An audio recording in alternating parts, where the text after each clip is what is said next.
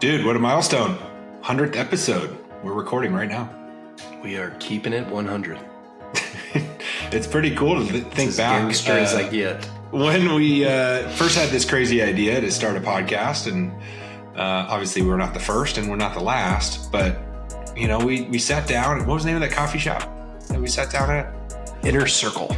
Inner Circle, yeah. And you're in my inner circle and everything comes full circle. And we decided, hey, we're on a path of growth. Let's continue learning and growing together. Let's keep each other sharp. What's a good way to do that? And we thought a weekly podcast would be the best way for us to do that. And sharing the things that we learned throughout the week, different ideas and highlights, and you know, bringing guests on, obviously, of essentially how to keep our listeners on their own path towards success, whatever that looks like for them, but really just finding alignment and hopefully helping them out in their own lives, personally and professionally, the business athlete, if you will. And we're at episode 100. It's pretty freaking cool because we're not stopping. This is just the beginning, my friend.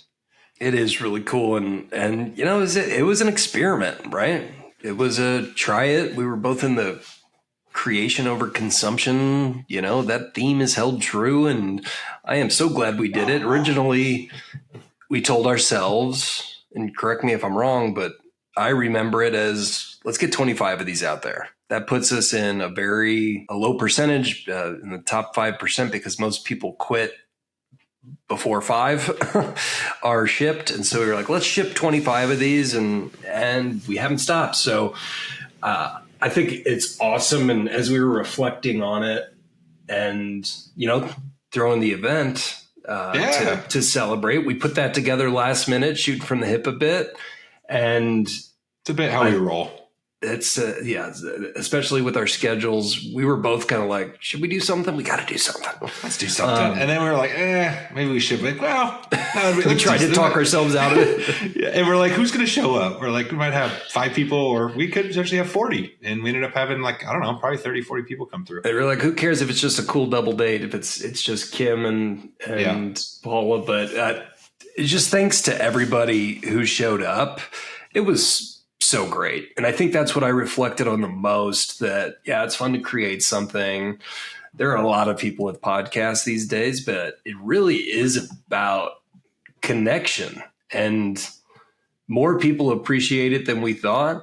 And just the fact that they're listening and supporting us, and they're able to connect with each other about it is just, I don't know, it's the most beautiful thing to me, seeing the connection of all the different folks. So. Totally. Well, and you had people that, you know, knew you that didn't know me. I didn't know them, and vice versa. I had people come that didn't know you didn't know them. And it was just a cool way to get people together, and the podcast being the catalyst for that is like, who knows what kind of opportunities came for them along the way. And I know I had some great conversations with catching up with some people that were there, and but yeah, it was fun. I'm glad we did it. And, you know, we even got a couple of cards. People brought us things and wrote us some nice notes, and that was surprising. I wasn't even expecting. It was like an anniversary, like your and I's anniversary. It was kind of like a bad wedding. It was a little, we got a bad wedding. It was fun though. We had a good time. Anyway, so for the listeners, we had a little happy hour at Enchiladas. Phil knows the owner of Enchiladas, their neighbors, and we'll have to get her on the pod too, because she was so nice to let us take over her patio for a bit, kind of last minute for that. But we had a cool thing. We had a cool idea of like, okay, well, what do we want to do for our 100th episode? And so at the event, we had note cards out. We're like, hey, write down a thought or an idea or a question, and we'll answer it on an upcoming episode. And in order to coax people to do that, we offered them a free drink. We would buy them a beer or a cocktail or whatever to get people to write stuff down. Because I think if we didn't do that, or at least announce it that this was something we were trying to do, we might have had crickets, not many cards. But we got a handful back. And so that's what this episode is going to be all about, is sharing, obviously, things that we reflected on in the last 100 episodes, but reading back some of these things that the listeners and our friends and family and guests that were on the pod and came that night. I got to start out with Greg Richards, though. He didn't put down a question. He put down a thought and literally just wrote his own damn name out. So, Greg, if you're listening, Greg Richards, is that the topic you want us to talk about right now? Is that you wrote your own name and that's it? No other question, no other thought? I think this is Greg's way. Even though he was going to get the invite, this is his way of making sure he gets on the pod, I think. I think so. Either he did that or he owes us both a drink. I think it's either A, he'll do anything for a cocktail, or B, he wanted the shout out so we can get him on the pod. And I think we should get him on the pod. That man's has had some success and doing things in his own way through coaching high school basketball here in the Valley. And so there's some really cool things I think he could bring to the table, different perspectives. So Greg, if you're listening, we'll get you on the pod soon, buddy. And thanks for your support. But we got to get to some of these questions that they threw at us. Yeah, I think there was one with a couple folks that were, I think I know who this came from, but wanted to hear a little bit more about retirement. And at that stage of life, getting some expertise on this podcast, which you and I do not have yet, but we have been having a lot of conversations in Gento. I mean, outside of Gento with your dad, my uncle, who have had exits or, which led to retirement eventually. What are those? How are people going through that process? How are you planning for it? Not just from a financial perspective or cash flow, but like the real mindset and holistic approach to how you want to spend those late years. And I think that it got written with what are curious about our retirement goals, which mine is truly, I don't want to. I want to be that old man that's still valuable in some sort from a business capacity in the world somewhere, and hopefully it'll be of service. But retirement's not a driver for me. Do I want to be working on what I want to be working on with who I want to be working on it with when I want to? That's a different story. Yeah. But curious on yours, how are you thinking about retirement? Yeah, I mean, I saw that question, and I think I think about my parents who, like you said, my dad sold Master Tax. My mom obviously was involved in that, and they, I guess kind of retired. They got into some real estate stuff, but they didn't really stop either. But now they're in their later years. I mean, that was 15 years ago, and now they're kind of, I think, just kind of, what's the cash flow look like, right? Mm-hmm. It has nothing to do with not having money in the bank, but I think that's something to think about. Is like when you get into retirement, you may have Social Security, you may have your 401k, you may have, those types of things coming at you from a cash flow perspective, but prepare for that. If you're done working or you're done getting a W-2, or if you have a business, you're selling your business or whatever, prepare for the next step and what the cash flow looks like. So I think at the end of the day, it's finding the right investments and, talking with the right people. Maybe it's real estate and working with property managers or things like that and generational type wealth. But I think that's part of retirement. If you're used to making a significant amount of income, or even if you're not, how are you going to replace that in retirement? I don't think you can just rely on your 401k and Social Security and be okay, right? And not doing anything. I think if you want to find fulfillment and purpose and all that stuff in your later years, you got to figure out vehicles and ways to continue that cash flow. And there's a lot of different ways to do that. Yeah, I think the way Alex Kinley in Gento talks about this, the real stress of not wanting to be a burden on your children in those ages. And again, this isn't just about money. It's about time. This is about life design. I talk about life design, We are the architects of our life, and you have to really be intentional on all of it and have a very fluid plan that you can adjust. But what do you want, and how do you want to spend those end years? And I just want to be kind of going until I'm gone. Yeah, I don't think. This kind of gets into the conversation of what do you want the rest of your life to look like, and designing your life around that now. Health, and if you want to have a lot of years after you're done working, but are you ever done? You're not really done working. Like you're finding opportunities to put in purposeful work to where it doesn't feel like work, and you're just continuing to bring value and make an impact on people, and you're not really ever retired. I mean, people do look at retirement as a financial thing, but I think retirement goals means, just like you said, being around the people that you love, doing the things that you want to be doing when you want to do them. And those are the goals to have. So we'll have to find a good guest that can really talk to that. My dad actually mentioned a book he was reading was like the fourth quarter of your life. And he found that pretty interesting, when you're at that stage and what that's like. So we'll have to find a good guest for those listeners that are thinking about that retirement.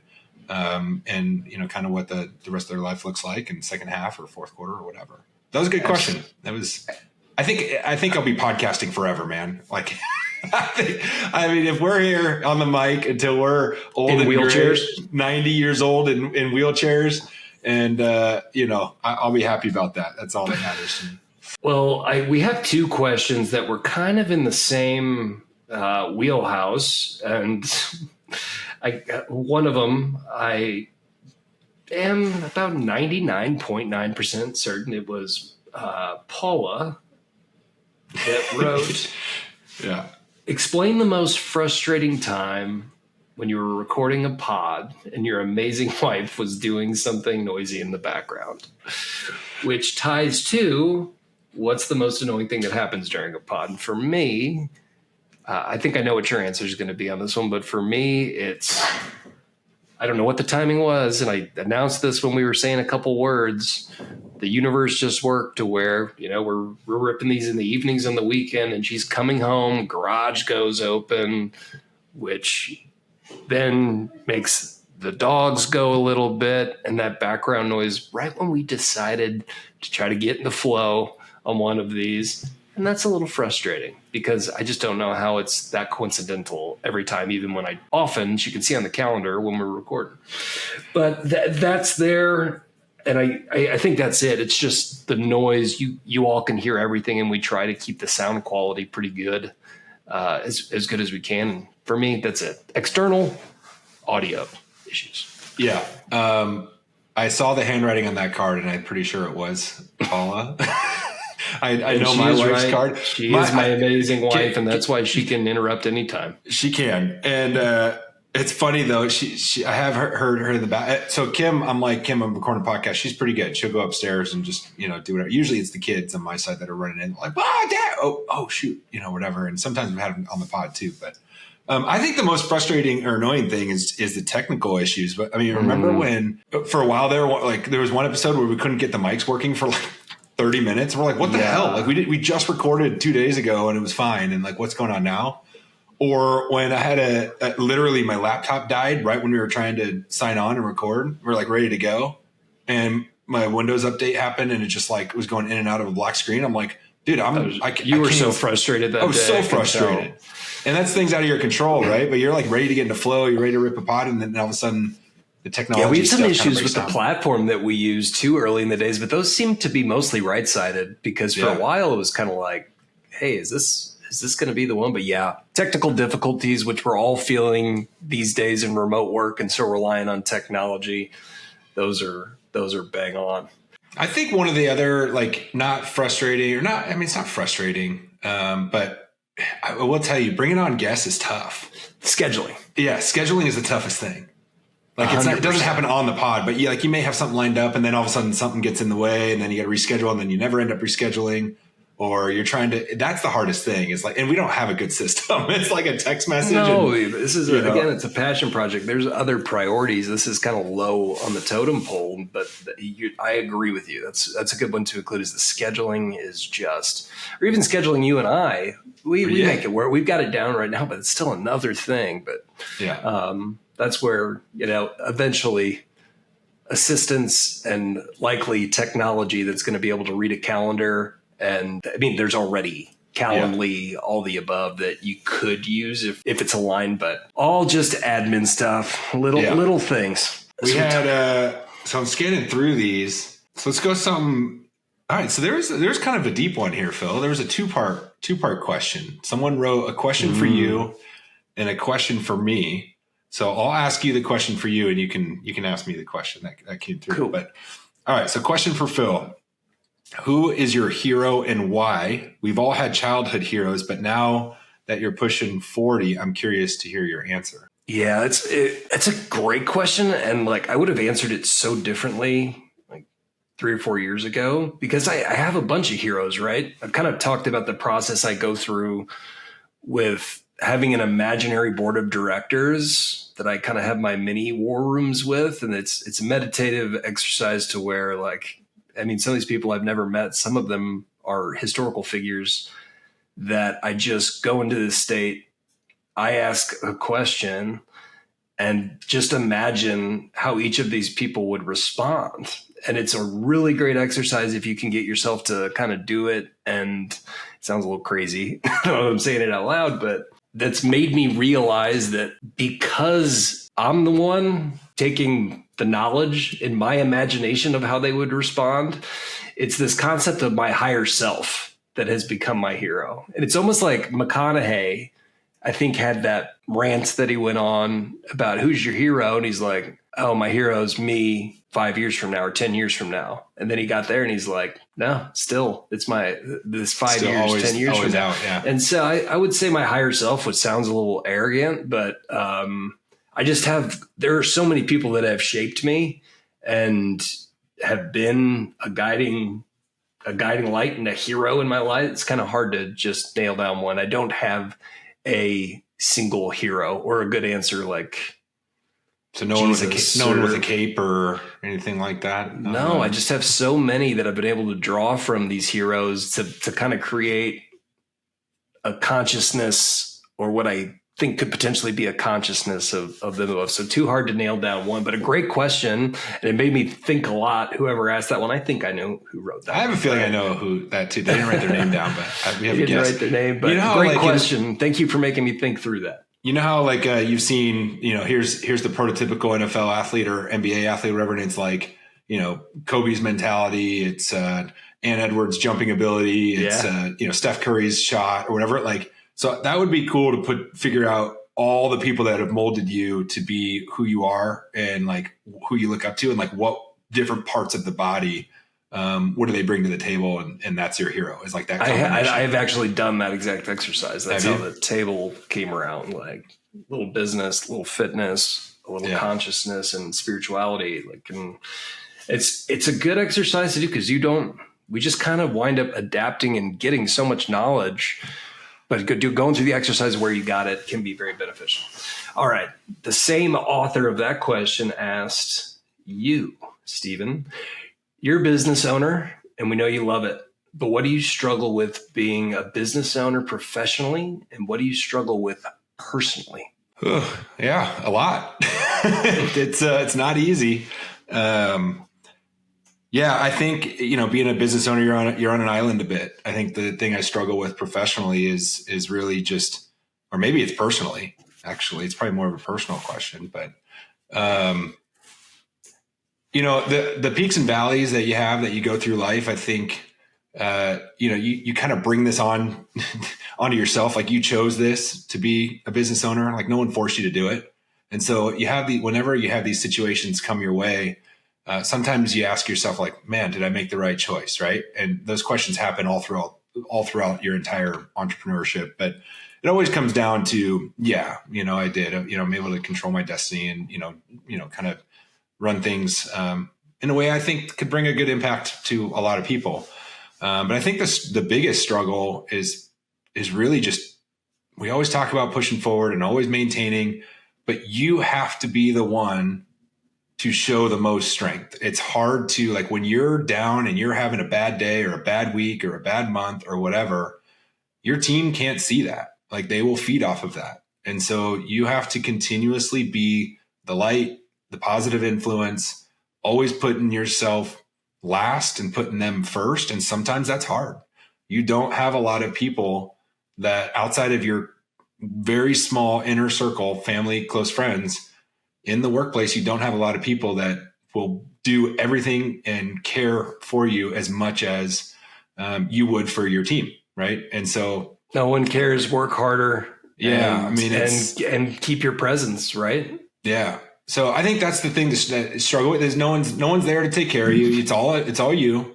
So that's a cool thing, but it does bring some mental struggles of like, I'm glad as a business owner, I have a business partner. And so, we can bounce things off. I think that helps a lot. I think solopreneurship would be even more challenging. And that's where you just got to seek out those individuals who are also doing it with you, and you find those people that you can have those conversations with. But that's probably the hardest thing professionally, it's really just the mental state of it. Or I guess, is that personal? I don't know. Is that the personally part? Anyway, I think it's holistic. That's how you got work-life integration. I guess the work-life integration. So, okay. So I'm wondering if the professional question is, what do you struggle with? Probably just like growth, like consistently putting the foot on the pedal and continuing that growth while not drinking from a fire hose. And if you are, you're making sure you're scaling appropriately. And no one teaches you. You can read books and you can hear people talking about scaling and growing, but there's so many curveballs that come your way, and maintaining that retention with your clients and maintaining that service within the industry and all that. Like, that's probably the biggest struggle, is your reputation, and trying not to disrupt too much of what's going on. And even if there is curveballs and things happen, trying to do your best to manage it as best as you can. I mean, that's the biggest struggle, because those are tough decisions, and you have to make those decisions working with your team to figure those out. But yeah, I think personally it's the mental side. I think there's a lot of issues and tough times when, like, you think that, I'm a business owner and now I'm going to make a bunch of money and we're going to do a bunch of stuff. And it's far from the truth. You're the last person to make any money. And your family struggles a little bit, and they're in the grind with you. And, that's part of it. And then the goal is, obviously, maybe that goes back to the retirement goals, is you hope that what you built is fruitful for you in the end. But, I think that all those struggles are also why you do it. I mean, that's the growth opportunities. Those are the learning opportunities and the challenging yourself on purpose. And that's what makes it so fun. But that was a good question. I had to think about that one. 100%. Got a little vulnerable there. I think whoever asked that one, I'm going to text you right after this podcast gets dropped, and I'm going to see if I'm right. And you're going to you really are doing a heck of a job, man, on living aligned to that, and the dedication day in and day out on both. Well, we only have a couple more here. And one, I also know who wrote this one as well, and what they're trying to stir up some drama on which was the worst episode. And in review, whichever one it was one of the ones that was just you and me on it. It wasn't any of our fabulous guests.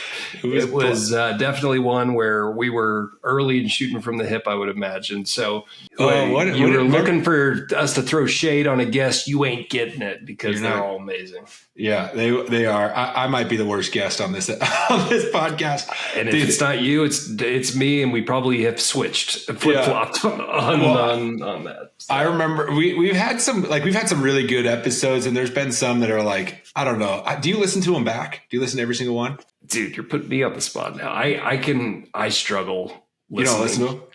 I do, but infrequently. It's painful for me. To listen to yourself? Yes. Yeah.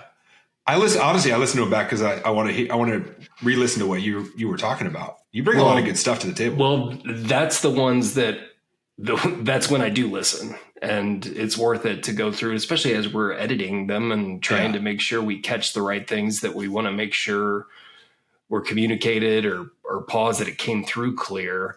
That's when I dive back in. But yeah. A lot of times I listen to them back because, like my kids want to listen to it. And so that's how I listen to it back. So that's kind of cool, but yeah, worst guest. I don't know if we've worst episode has definitely had to be the earlier days, and maybe it was recent. I don't know, but it had to have been something that we just needed to put something together. Didn't really prepare for it, shooting from the hip, and maybe no one noticed, and it wasn't that bad. I don't know, but I think probably the worst episode I can think of had to do with some more technical issues. I think one episode my mic was a little crunchy, and it wasn't our fault. It was the tech. Blame the tech. Exactly. Let's wrap this thing up. And I think the last one's good, and had to think through as well. What is the goal for the podcast, and what do you want to achieve? And we still don't know that. We're figuring out, is this concept of defining success for the rest of your life, is it too vague? Are we going to niche down, which we have some ideas about?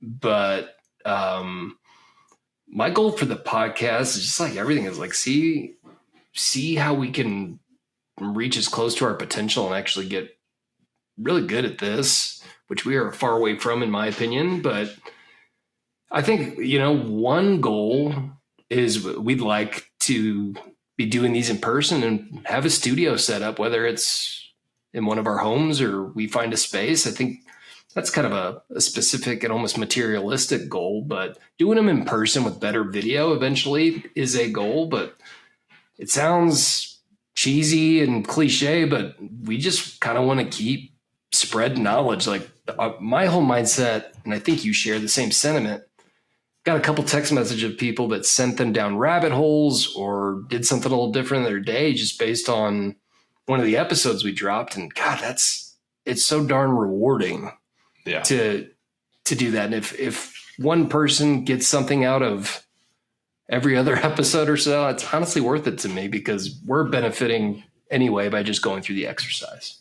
Yeah, 100%. I agree with everything you just said. I think from a tangible goal, having a place we can do this in person would be a lot of fun. It'd be great for guests too, and make it a whole thing. Like, walking them into the studio and, having a cool setup and, just be awesome. I mean, it'd just be like it would break the day up a little bit, and that's part of the routine on a weekly basis. But yeah, I agree. I think it's just what I want to achieve is just continuing learning and growing and putting out weekly pods just continues to build that discipline.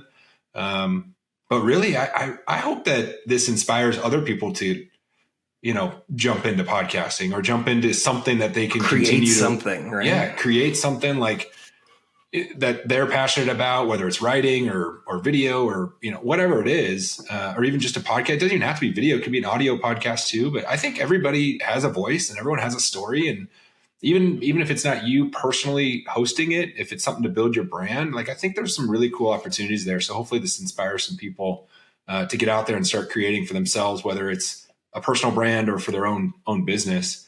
I think that's, it'd be cool to get some, down the road, be like, listen to your podcast for a while and we started doing something. And it's kind of like what we did with some of the podcasts that we listened to. It inspired us to get started. And now here we are. So cheers to 100, my friend. Cheers to 100. A big thank you to not only those that showed up to the event, but we got a lot of nice notes from folks that were going to attend and couldn't, and all the listeners that didn't make it and didn't send messages. That's still okay too. We appreciate you all. Cheers to 100 more, and we'll be back at you next week.